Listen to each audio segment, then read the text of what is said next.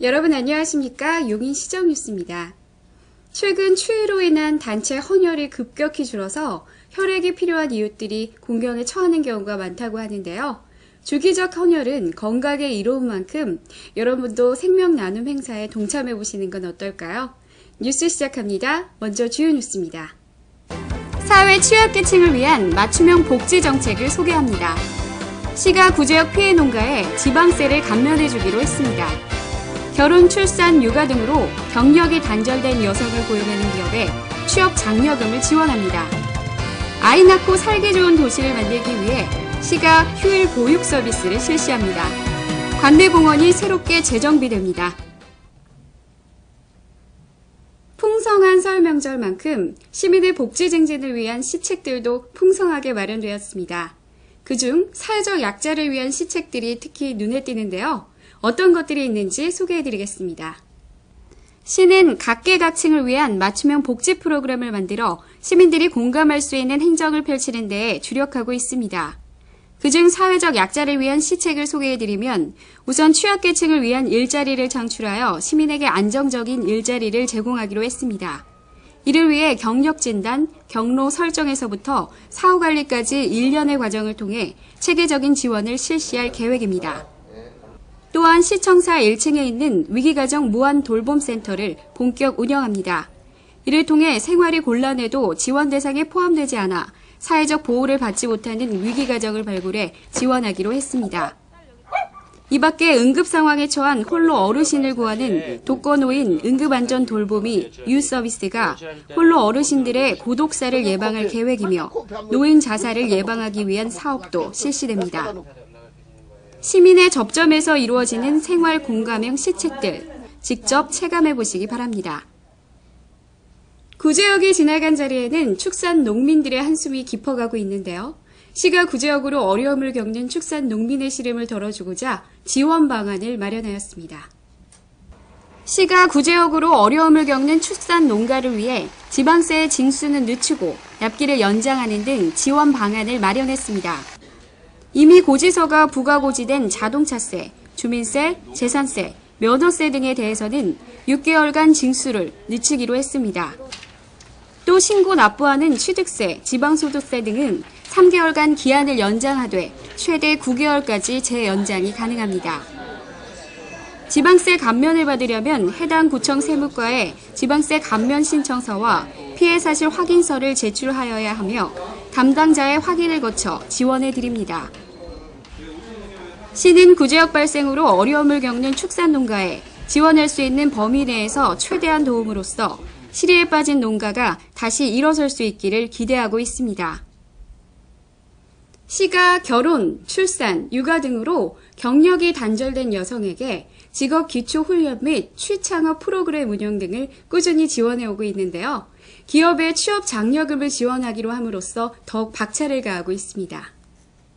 시가 실직 여성과 경력이 단절된 여성을 고용하는 기업에 취업 장려금을 연중 지원합니다. 이는 출산, 육아 등으로 경제활동이 중단된 여성이 다시 취업을 하고자 할 때 겪는 어려움을 덜어줌과 동시에 경영자금 부담은 감소시키고 고용 안정을 유지시키고자 마련되었습니다. 용인 일자리센터 구직 등록한 35세 이상 경력 단절 여성을 전체 직원 중 20% 이상 채용한 중소제조업체에 대해 6개월 동안 1인당 월 20만 원을 지급합니다. 또한 취업 장려금을 매년 단계적으로 높여 경력 단절 여성의 취업 기회를 확대할 계획입니다. 시는 취업 장려금 지원이 기업으로 하여금 여성 고용에 대한 편견을 없애고 여성 인력을 적극적으로 활용하는 계기가 되기를 기대하고 있습니다. 마마 페스토 들어보셨나요? 마마의 엄마와 페스토의 약속을 합한 단어인데요. 시가 엄마가 되어 아이를 키워드리겠다는 주부들과의 약속으로 시는 이를 위해 보육 복지 분야의 지원을 아끼지 않기로 했습니다. 저출산이 사회적 문제로 대두됨에 따라 시는 부모가 마음 놓고 출산할 수 있는 환경 만들기에 앞장섰습니다. 저출산 극복을 위한 복지 시책의 일환으로 휴일에 아이를 돌봐드리는 휴일 보육 서비스를 실시합니다.